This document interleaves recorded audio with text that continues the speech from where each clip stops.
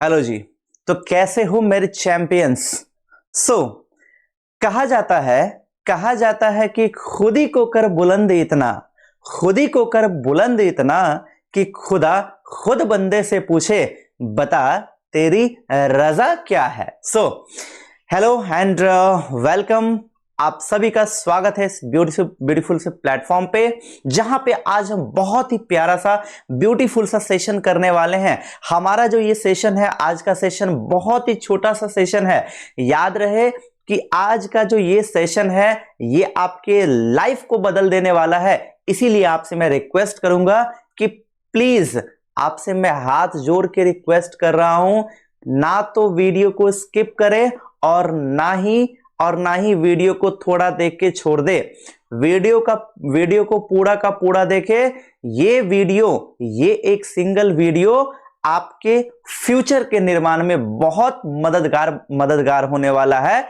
कैसे, अभी आपको यहां पे पता चल जाएगा। ठीक है, जैसा कि आप सभी को पता है कि क्रिसमस डे भी हो गया, अभी आपका न्यू ईयर आने वाला है और अब से आपके एग्जाम का जो डिस्टेंस है वो सिर्फ और सिर्फ 1 महीना है। तो आज का जो ये वीडियो है, इस वीडियो में हम देखने वाले हैं कि हमारे इस मंथ की स्ट्रेटजी क्या होनी चाहिए, हमारे इस मंथ की प्लानिंग क्या होनी चाहिए, हम इस मंथ में क्या करें जिससे हमारा मार्क्स यदि अभी 40 नंबर आ रहा है तो वो 60 पे पहुंचे, यदि 60 नंबर आ रहा है तो वो 80 पे पहुंचे, यदि 80 नंबर आ रहा है तो कैसे हमारा मार्क्स 95 क्रॉस करे, उसके बारे में आज हम यहां पे डिस्कस करने वाले हैं। ठीक है, चलिए स्टार्ट करते हैं। बहुत छोटा सा सेशन है, प्लीज आप लोगों से रिक्वेस्ट है वीडियो को ना तो स्किप करें, ठीक है, और वीडियो को पूरा का पूरा देखें। ठीक है, देखिए सबसे पहला चीज, ठीक है,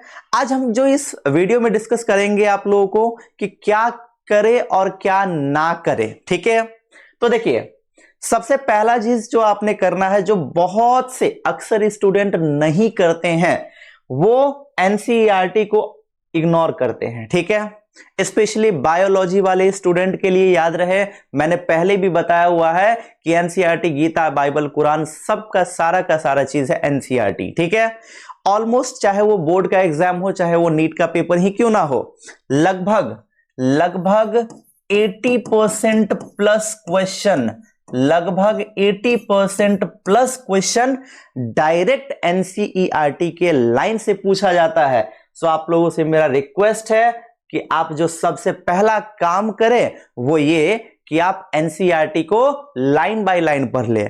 अभी भी आपके पास 1 महीना का समय है, आप चाहो तो एक दिन में 1 चैप्टर या फिर एक दिन में 2 चैप्टर आप आसानी से यहां पे पढ़ सकते हो एनसीईआरटी लाइन बाय लाइन। ठीक है, तो पहला काम जो आपने करना है वो आपने ये करना है कि एनसीईआरटी आपको लाइन बाय लाइन पढ़नी है। ठीक है, दूसरा काम है कि आपको प्रीवियस ईयर के क्वेश्चंस लगाने हैं। ठीक है, दूसरा जो काम है वो आपको प्रीवियस ईयर के क्वेश्चंस लगाने हैं और वो क्वेश्चन कम से कम आप 3 बार करोगे। ठीक है, बहुत कम तो 2 बार, यानी कि एटलीस्ट उन क्वेश्चंस को आप 2 से 3 बार करोगे, ये आप गांठ बांध लीजिए। ठीक है, ज्यादा इयर्स का मैं नहीं बोलूंगा क्योंकि आपके पास सिर्फ एक बायोलॉजी ही नहीं है, आपको फिजिक्स भी देखनी है, आपने केमिस्ट्री भी देखनी है, आपने हिंदी भी देखनी है, आपने इंग्लिश भी देखनी है, और यदि आपके पास एक्स्ट्रा में मैथ्स है तो आपको मैथमेटिक्स भी पढ़ना है। ठीक है, इसीलिए एटलीस्ट आपको 6 इयर्स के पीवाईक्यू लगाने हैं। अब मैंने यहां पे 6 इयर्स क्यों लिखा, क्योंकि जनरली हमारे दिमाग में बैठा हुआ होता है कि 5 साल का क्वेश्चन। ठीक है, एग्जामिनर क्या सोचता है, एग्जामिनर सोचता है बच्चे के दिमाग से, एग्जामिनर ये सोचता है कि बच्चा ये सोच रहा होगा कि 5 साल का क्वेश्चन पेपर कर लेंगे हो जाएगा, और एग्जामिनर क्या करता है, एकदम इजी पेपर बना देता है, वो 6 साल वाला क्वेश्चन डाल देता है। ठीक है, इसीलिए मैंने यहां पे लिखा कि एटलीस्ट 6 साल का पीवाईक्यू आपने कर लेना है कम से कम 3 बार। ठीक है, 6 साल मतलब क्या, मतलब 2020 से लेकर के 2025 तक का क्वेश्चन आपको कर लेना है। 2020, 21, 22, 23, 24 और 25, तो कम से कम आपको 6 साल का क्वेश्चन पेपर एटलीस्ट आपको 3 बार रिवाइज कर लेनी है। ठीक है जी, चलिए अगला, अगला क्वेश्चन, अगला काम आपको क्या करना है, तो अगला काम आपको यह करना है, क्योंकि अभी आपके पास इतना समय है नहीं कि आप बिल्कुल शुरू से आराम आराम से करते रहे। सिर्फ 1 महीना आपके पास बचा हुआ है, तो इस 1 महीने में जो सबसे ज्यादा स्कोरिंग चैप्टर है उन चैप्टर को आप सबसे पहले करें। ठीक है, जैसे कौन कौन से चैप्टर हैं जो कि सबसे ज्यादा स्कोरिंग होते हैं। सबसे पहले यदि हम बात करते हैं तो वो है बायोटेक्नोलॉजी। बायोटेक्नोलॉजी 2 ही चैप्टर है, बायोटेक्नोलॉजी 1 और 2, और इसी 2 चैप्टर में से अच्छा खासा क्वेश्चन सब्जेक्टिव भी आता है और ऑब्जेक्टिव भी पूछा जाता है। तो पहला जो आपने फोकस करेंगे वो बायोटेक्नोलॉजी वाले पे करेंगे। दूसरा, फ्लावरिंग प्लांट और ह्यूमन रिप्रोडक्शन, यहां से भी भरपूर मात्रा में क्वेश्चन आता है। मैंने सीरीज बना दिया है किस तरीके से आपको जो सबसे ज्यादा फोकस करना है उन चैप्टर्स पे। ठीक है, पहला है आपका बायोटेक्नोलॉजी, दूसरा है आपका फ्लावरिंग प्लांट और ह्यूमन रिप्रोडक्शन, तीसरी बात करेंगे तो वो है मॉलिक्यूलर बायोलॉजी एंड इकोलॉजी। ठीक है, इकोलॉजी यूनिट के जो आपके 3-4 चैप्टर जो हैं उनको कवर करना है। अगला, evolution and principle of inheritance and variation, genetics का पहला चैप्टर एंड एवोल्यूशन। ठीक है, उसके बाद रिप्रोडक्टिव हेल्थ और माइक्रोब्स इन ह्यूमन वेलफेयर। तो मैंने यहां पे ऑर्डर भी यहां पे बना दिया हुआ है। ठीक है, तो इसको आप बहुत ज्यादा ध्यान देंगे, ये बात रहे। और बायोटेक्नोलॉजी के साथ आप स्टार्टिंग में ही यहां पे ह्यूमन हेल्थ एंड डिजीज भी याद रखिएगा।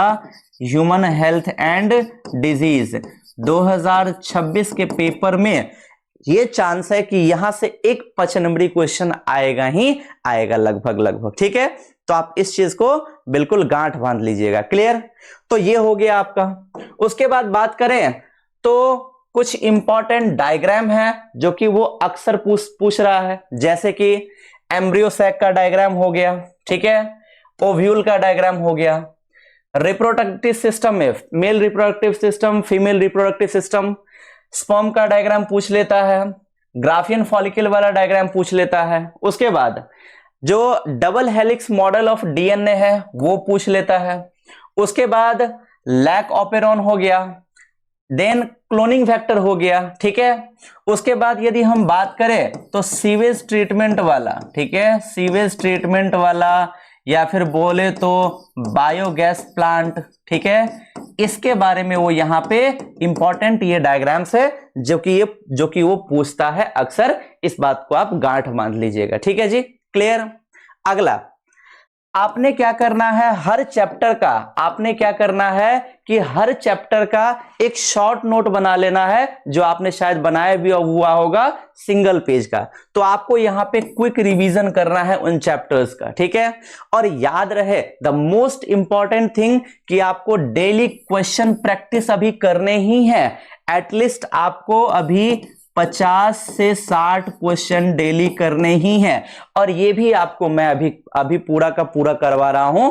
ये भी आपको ये बात बहुत अच्छे से पता है बाबू। ठीक है, तो आप इन चीजों को यदि कर लोगे उसके बाद अपना स्कोर कार्ड देखना भाई। जब आपका स्कोर कार्ड आएगा तो ये मुझे सेंड करना, तब मैं आपको बोलूंगा कि भैया मैंने जो बोला था, यदि आपने ऐसा किया, मैंने जो बोला था और यदि आपने ऐसा किया, तो अभी यदि आपके मार्क्स 40 आ रहे हैं तो बेशक आपके मार्क्स 90 to 95 तक पहुंच सकते हैं। ठीक है, होप आपको पसंद आया होगा जो मैंने यहां पे बताया, और आप एडवाइस को मानेंगे भी। तो आपसे रिक्वेस्ट है कि जितना मैंने अभी आपको बताया उस चीज को बहुत अच्छे से अपने आप पे अप्लाई कीजिएगा। ठीक है, डरने का बिल्कुल भी जरूरत नहीं है, बहुत बढ़िया तगड़ा रिजल्ट आएगा। ठीक है, तब तक जिन बच्चों ने चैनल को अब तक सब्सक्राइब नहीं किया है, फटाफट से चैनल को सब्सक्राइब कर लीजिए, वीडियो को लाइक कीजिए, और वीडियो कैसा आया